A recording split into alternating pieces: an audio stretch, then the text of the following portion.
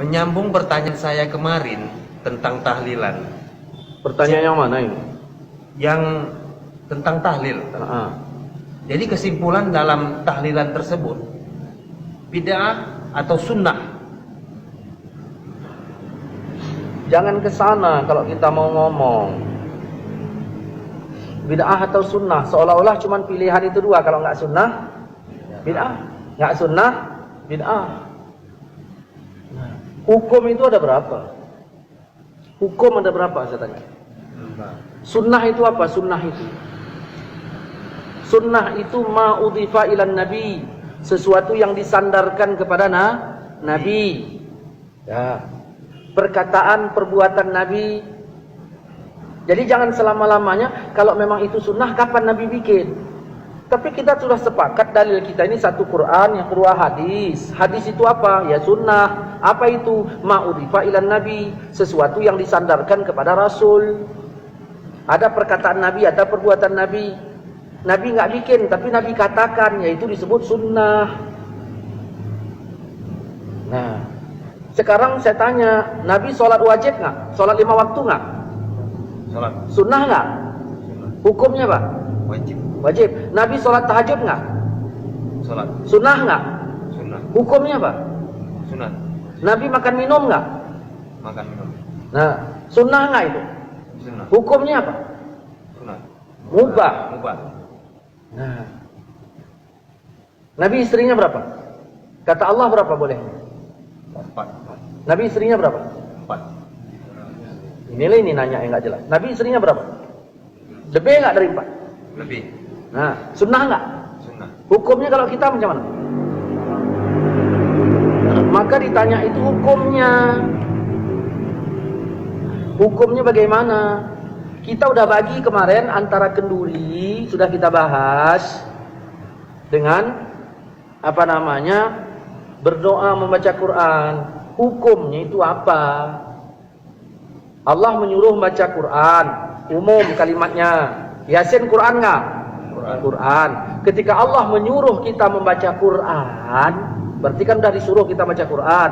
Waktunya ada nggak dari Allah dan tempatnya? Udah kita bahas itu. Jadi jangan berulang-ulang. Hukumnya, nah Allah udah suruh kita baca Quran. Nah di dalam tahlil itu kan baca Yasin. Quran nggak Yasin itu? Quran. Oke. Kemudian ada nggak waktu dari Allah untuk membacanya? Tidak. Berarti kan kita yang memanagenya. Waktunya. Nah, udah, terus kita baca, udah kita bahas dalam beberapa acara kita, udah kita bahas. Nah, jangan itu pertanyaan diulang-ulang lagi. Udah jelas itu. Nah, kembalikan kepada hukumnya. Wajib nggak tahlil? Kalau wajib, berarti yang nggak tahlil dosa. Haram nggak tahlil? Kalau haram, berarti yang tahlil dosa. Kan Allah udah bilang dalam surah An-Nahl ayat 116, jangan kau katakan sesuka lidahmu secara dusta.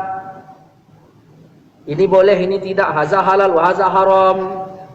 Saya mengatakan boleh dengan alasan yang sudah saya sepakat, yang sudah saya sebutkan. Ada orang bertanya, kenapa Ustaz sebutkan dalil-dalil aja pakai pemikiran sendiri? Kenapa enggak pakai ulama? Kalau kita udah cerita pakai ulama, udah clearnya kita. Ini begitu disebutkan ulama, dalilnya mana? Makanya saya nggak mau bicara kaul-kaul ulama lagi. Saya bahas dalil. Makanya didengarkan, disimak baik-baik itu.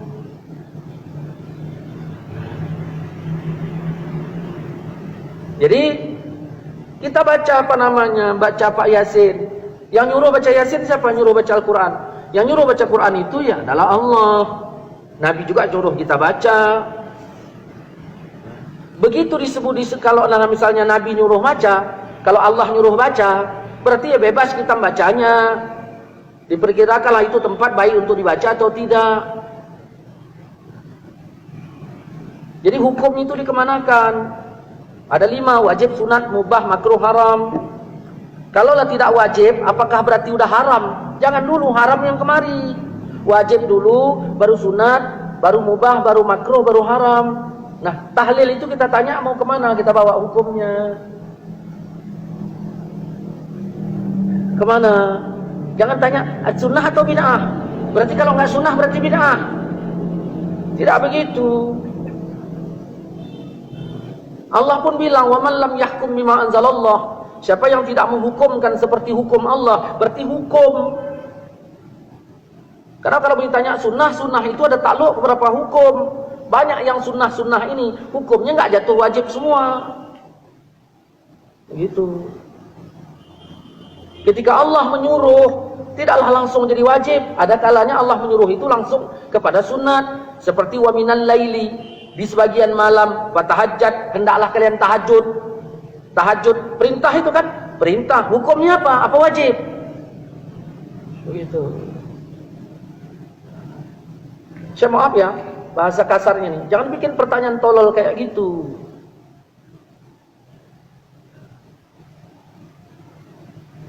Oke lah Ustaz. Ada satu pertanyaan lagi. Kalaulah boleh membaca Al-Quran di tempat orang meninggal itu, apa manfaatnya Ustaz? Ini pendapat, nanya pendapat saya, apa nanya keterangan? Begini, dah, ya.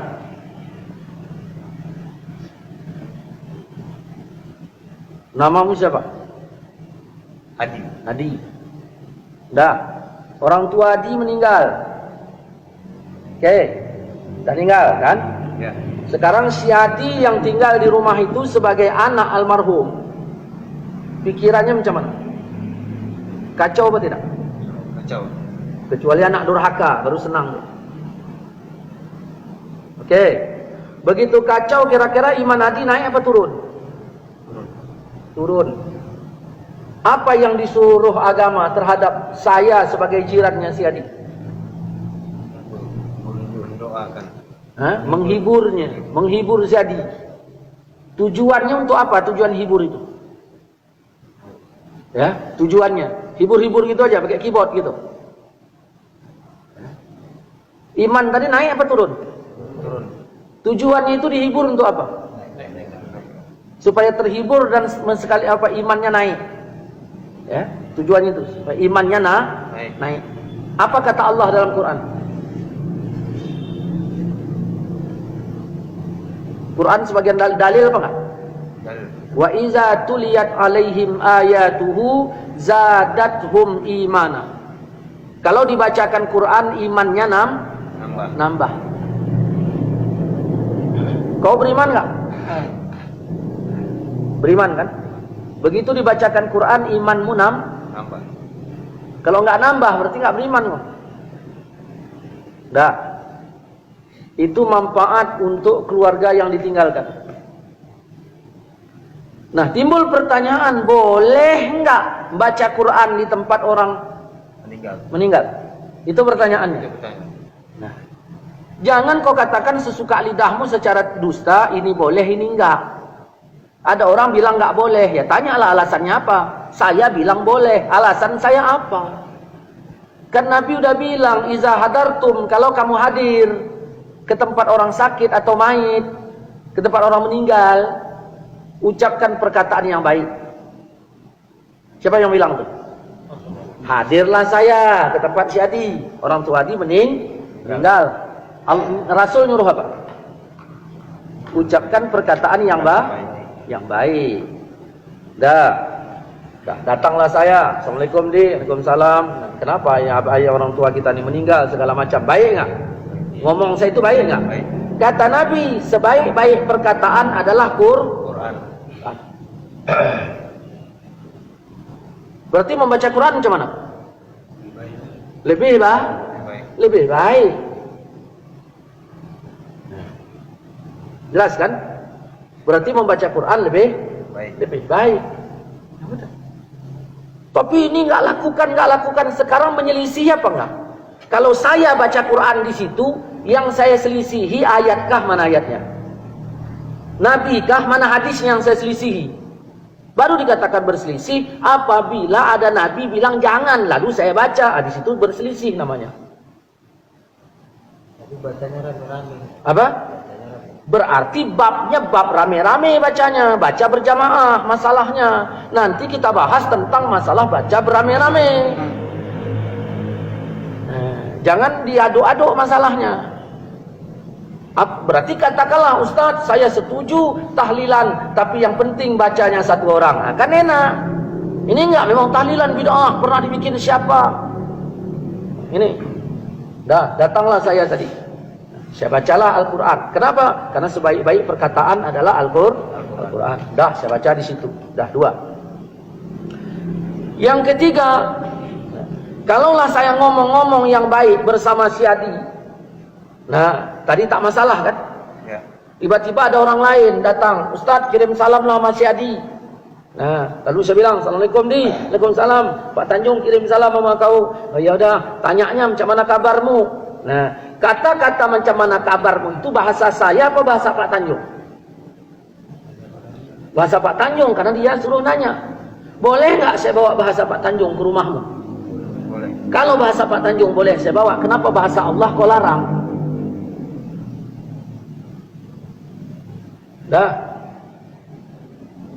Kemudian baca Quran ini bagian dari zikir apa tidak? Zikir. Bagian dari zikir, jelas ya? Bagian dari zikir. Inna nahnu nazzalna zikra. Sesungguhnya kami turunkan zikir, itu maksudnya Quran. Zikir. Kata Nabi dalam riwayat Imam Muslim, perumpamaan orang yang zikir dengan yang enggak zikir itu kayak yang hidup dengan yang mati. Bayangkan yang melayat kita ada 20 orang. Yang baca Quran 5. Yang 15 enggak. Yang baca Quran digolong zikir apa enggak? Yang enggak baca Quran digolong enggak zikir kan? Berarti sama dengan mati kan? Ini yang heran kita ketika kita datang ke tempat orang meninggal, cerita entah apa-apa, masalah pemilu begini begitu, enggak ada yang nyalahkan. Begitu ditarik ayat, langsung ada yang nyalahkan. Ini paham seperti apa ini? Kalaupun dia bilang apa namanya, ya kami nggak baca itu urusannya. Kau nggak baca ya udah, aku pun nggak salahkan kau yang nggak baca. Tetapi kami yang dibaca jangan dituding. Ini begitu kita angkat ke YouTube, ya, kapan ke YouTube, ke Facebook, kayaknya kepanasan. Ada apa ini rupanya? Kita menjelaskan, makanya yang kita jelaskan ini kalau kepada teman. Saya Facebook ini punya teman, saya kompir, artinya untuk teman saya. Kalau memang pemahamannya beda, ya jangan jadi teman saya. Saya ingin mengingatkan teman-teman, beginilah cara menjawabnya. Nggak ada saya singgah di teman-teman Facebook Wahabi itu sebegini-begini, enggak. Yang kepanasan macam-macam. Masya Allah. Ya. Udah. Ini baru 3. Ya. Kemudian dia berbicara manfaat kan? Ya. Berbicara manfaat. Baiklah, Ustaz. Jadi tunggu dulu, belum selesai. Jangan main baik-baik. Ada orang nelpon saya, Assalamualaikum Ustaz. Waalaikumsalam. Ya. Si Polan meninggal. Siapa? Ayah si Adi. Saya bilang apa? Innalillahi. Innalillah itu apa? Kembalikan Al-Quran. Innalillah itu Kalau pertama kematian saja kita dikembalikan kepada Quran, kenapa dilarang membaca Quran di waktu yang lain? Kemudian mau ditanya apanya lagi? Sampai enggak kepada almarhum? Kan begitu? Sampai.